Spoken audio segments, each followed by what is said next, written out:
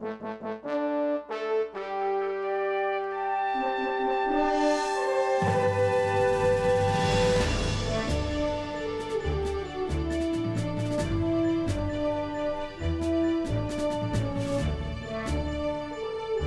Sunday, everyone, and Happy New Year as well.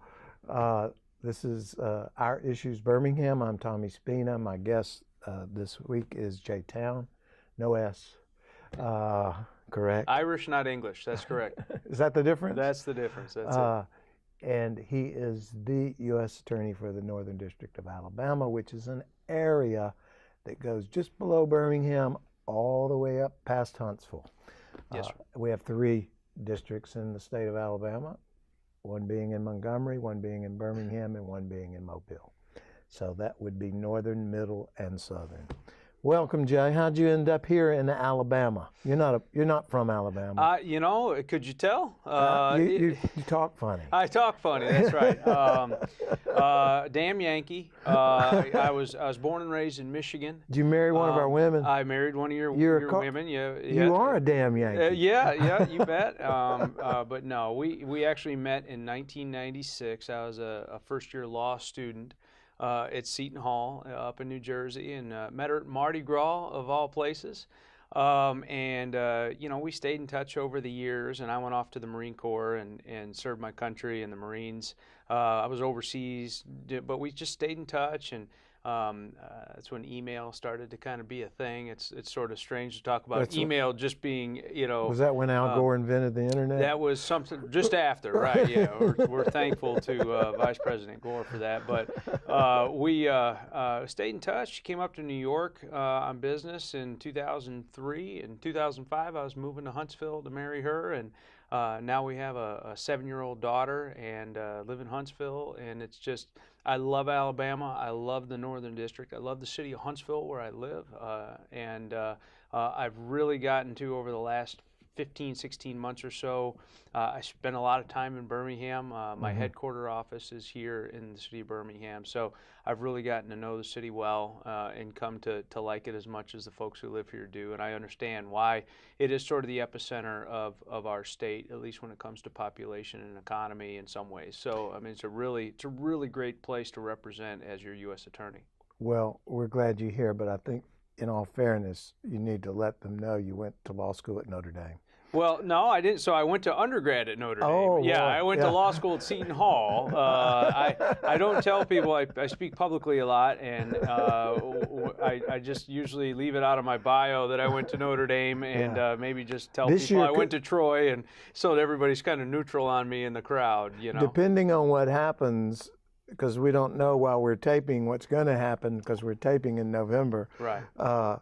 It could be an interesting January. It could. So, but let's hope it is. Right. That would be good. I think it'd be good for everybody. So, no, I'm very proud of my alma maters, and Notre Dame's a very special place, as you can imagine. So, but so is Alabama. So is Auburn. Everyone relax. I'm glad to be here. So what do you see our biggest challenge as a U.S. Attorney for the Northern District of Alabama? In what's going on? We've had some public corruption things in the news lately. The opioid crisis is tremendously horrendous. It is. Yeah. So in 2017, the number of overdoses, fatal overdoses in this country went from 60,000 to 72,000. That's a 20% increase over the course of a year. And you think about all of the effort, all of the resources, all of the dollars that we are putting into the opioid crisis. To have it then trend upward in 2017 is not defeating, but disconcerting for sure. We are starting to see that trend downward, and I'm hoping that sometime by mid-19 we will find that the 18 numbers were in our favor and trending the right direction. We don't do a very good job tracking fatal overdoses in this country. We don't do a very good job at all tracking non-fatal overdoses, which oftentimes turn into a fatal overdose down the road. And so we are really working on that here in the Northern District, what we are doing to overcome that. And we are actually packaging up this effort for the department and then shipping it out to the other 92 U.S. Attorney's offices in the country. So typically when there is an overdose, 911 is called, and most 911 call centers have software that allow us to digitally transcribe that call on an overdose and send it off to law enforcement so we can police it real time. We can know that if there's multiple overdoses in a weekend or in a certain area, that there's a bad batch and we need to do public service announcements, we need to surge resources to that area, we need to step up our policing efforts in that area. We have those capabilities. We have those capabilities, and they're already paid for, they're free, they don't require any more manpower other than just cops doing cop stuff and using and letting our software work for us, which is why we've paid so much money for our predictive policing software, our 911 call center software. And so that really is something that we're working on really hard right now. I think violent crime in Birmingham remains a constant issue. I put about half of my work week into the city of Birmingham, and whether it be prevention or violent crime reduction, that's 30, 35 hours, 40 hours a week that I put into as the U.S. Attorney into just the city of Birmingham. I have a huge district of 3 million people. City of Birmingham is 200,000. You add the outskirts and the suburbs, and it swells to around 1 million, not quite. Mm-hmm. And so all of the effort we're putting into violent crime reduction is what we're learning is that those cities that surround Birmingham, Hoover and Centerpoint and all these others, they really are being affected by the violent crime in Birmingham. So we are doing our level best to reduce the violent crime here. Briefly, yes, without appearing too adversarial. Yes. There are some that say the crunch on the availability of opiates that was put in place a few years back by making it more difficult for them to be prescribed by doctors has driven folks to heroin? To heroin and Sure. fentanyl and things like that. So, sure. So there's an I don't know how you fix that. I don't know you go back the way it was. I don't know if that helps. I don't know. Well, I don't think that, I'll tell you Perhaps this. we should save the answer for that when we come back. Sounds good. Okay? We're going to take a break. I've just pitched him a softball, and I'm going to give him some time to think about it. And don't go away. We'll be right back.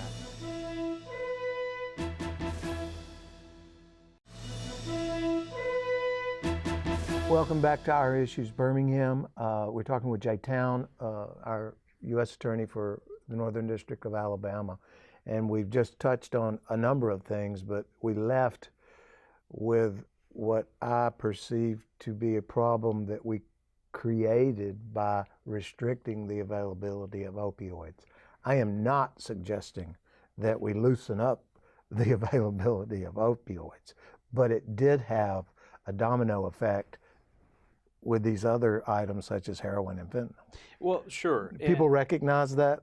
Well, that are sure. smarter than I am? Well, if there is such a thing, Tommy.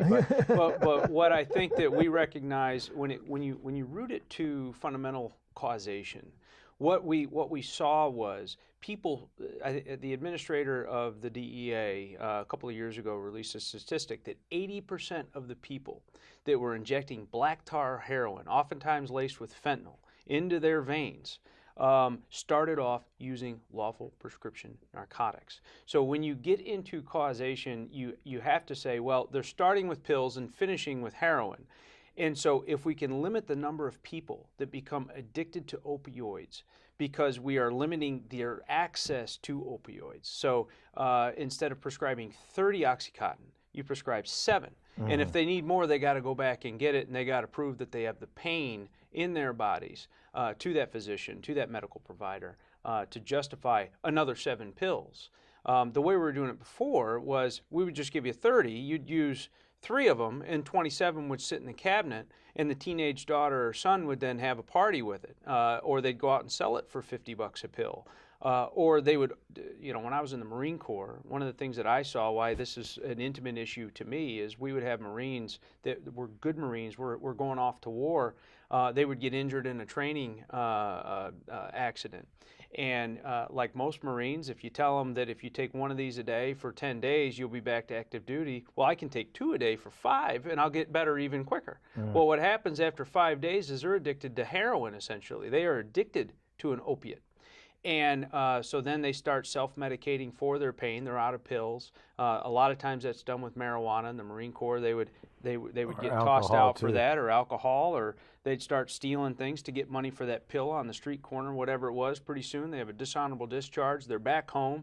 They have a pill addiction. They have an opioid addiction. They can't get work because of their discharge. And what happens then is they start stealing lawnmowers out of garages so they can get money from a pawn shop to go get some pills, and pretty soon they're in the criminal justice system. And this was a 4646 Marine 2 years ago, headed for war to do good things for his country. So it doesn't take long. It takes about 10 days for the mind and the body to become addicted to an opioid. So we have to limit the amount of opioids that we are legally giving to people so that we don't have that traffic for the unlawful opioids. It's a great question, though. It's a very complicated issue, and I don't pretend that we can solve it in one swing. I have noticed that we've stepped up the level of responsibility that we're putting on the physicians and the pharmacists to be more conscious of, pharmacists, for example, just fill a prescription because a doctor wrote it. Those days are gone. Correct. There's civil and criminal liability now to both if they are irresponsible in the way that not only they prescribe the medicine at the physician level, and what we call pill mill doctors, where they're basically, a lot of times they're just pain clinics, but the doctors are having nurses not even monitoring for pain because there's so much money to physicians in prescribing medicine. Insurance reimbursement? In insurance reimbursement, oftentimes they come up with different types of, sometimes they own the pharmacy that is going to then prescribe the pills. Sometimes they own the compounding pharmacy that makes the sort of the topical. That's correct.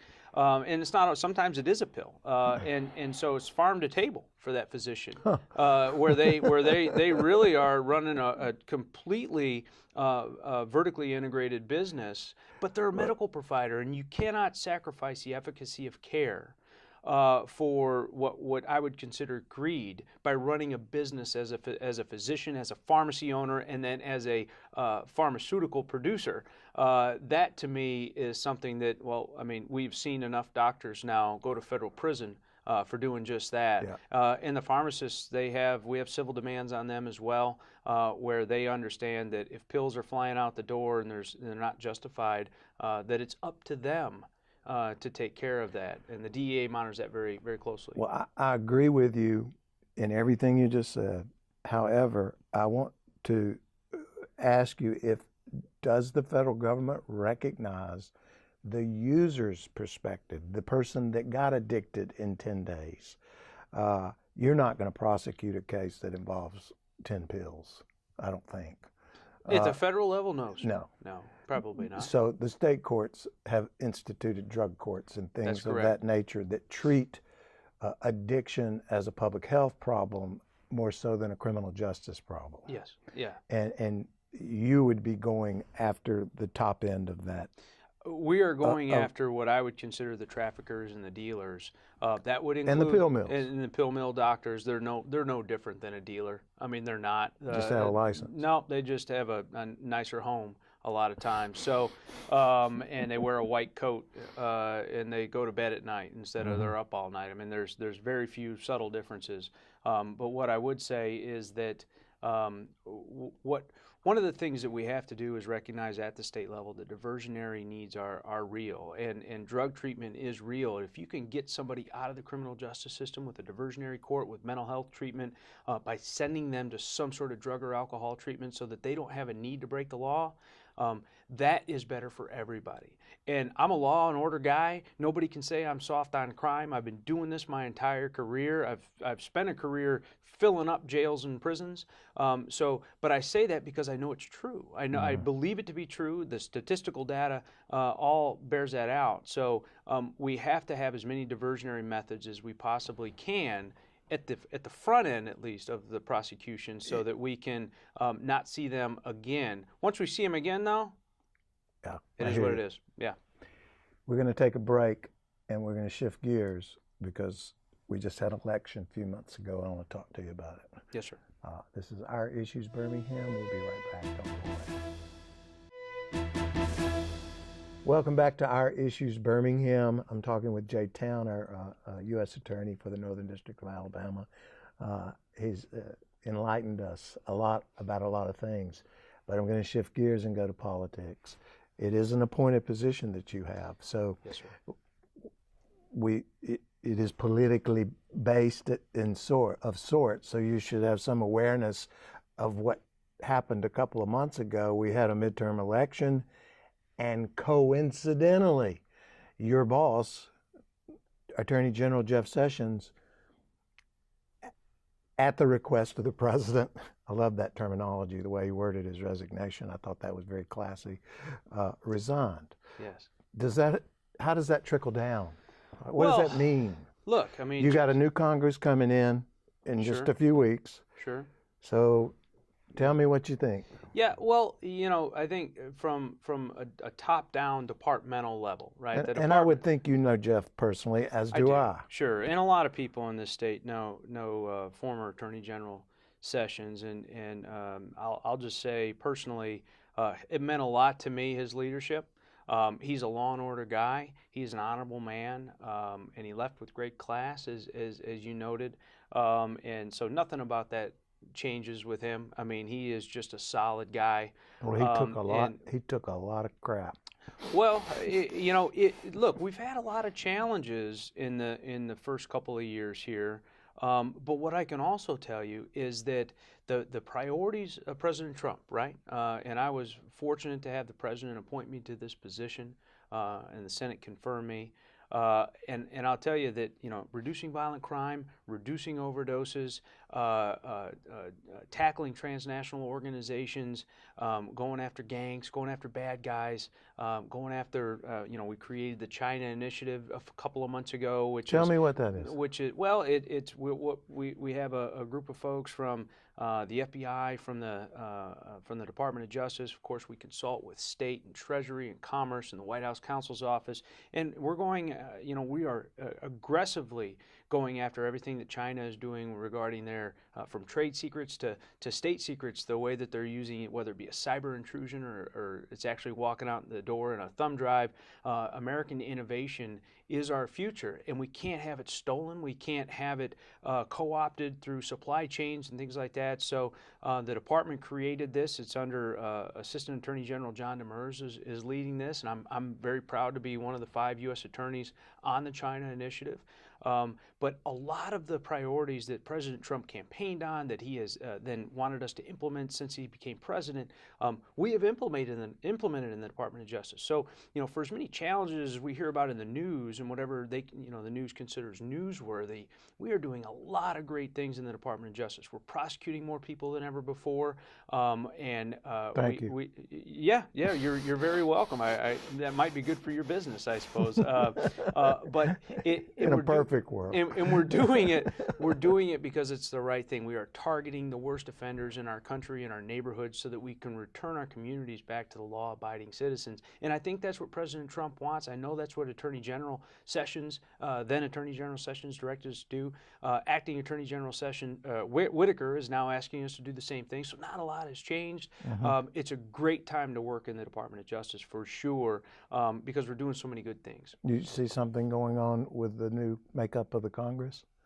The only thing that I guess I could comment on, Hatch Act prevents me commenting too much on politics, but, we certainly want our funding in the department to remain consistent with our priorities, and those priorities are bad guys, criminal activity, and I don't see that really changing. I know those remain the priorities of the president as well, so that's very encouraging going into fiscal 19 so strongly. We already have our first quarter behind us. It's already the second quarter now of fiscal 19, and our numbers continue to rise. So I think we're at least proving to the Congress and to those who appropriate our funding that they're getting their bang for their buck.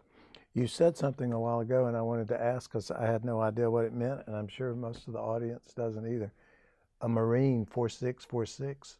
What's that? It's just a good conduct brother- rating. It's a very high rating for what would be an enlisted Marine. And so what I meant by that is he is a good Marine in that scenario, that fact pattern. Otherwise, and then gets injured and turns into a dishonorably discharged former Marine, and it Which is doesn't a take long for 2-3. that to happen. That's a 2-3 it's mission. a 0. Yeah, exactly. And I have been told by a little bird that you have a particular affection for those that have received the Congressional Medal of do. Honor. Yes, sir. I did note that most of the people that have received a Congressional Medal of Honor have been Marines. You know, look, part of that is first to fight, right? So we're the first ones in. But no, the Medal of Honor, there's 74 living Medal of Honor recipients. Are there any locally? I would like to get one on my show, maybe. Benny Atkins is in Auburn area, and then Mike Rose and Mike Sprayberry are both up in Huntsville. Leo Thorsness used to live in Huntsville. He's a Air Force colonel. He passed away almost 2 years ago now. So we do have some. The Medal of Honor is alive and well here in the state. Tell them what.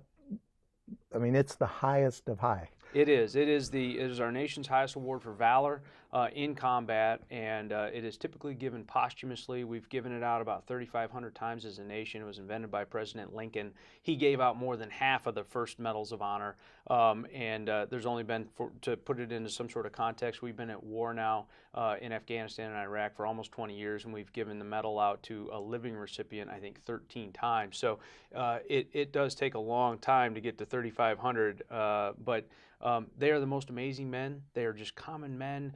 They do wonderful things to perpetuate the legacy of the medal and those values that endow the Medal of Honor, commitment, service, honor, and sacrifice. And they do it with children. They do it with our youth. And they make sure that this country is a safer place and they don't owe us another thing. Their service is what they wear around their neck, and they wear it for all those who couldn't. It's pretty amazing. Thanks for coming on the show and shedding some light on a lot of things for us. It's an honor to be here. Thank you, Tommy. You're very welcome. This is Our Issues Birmingham. We will see you next Sunday.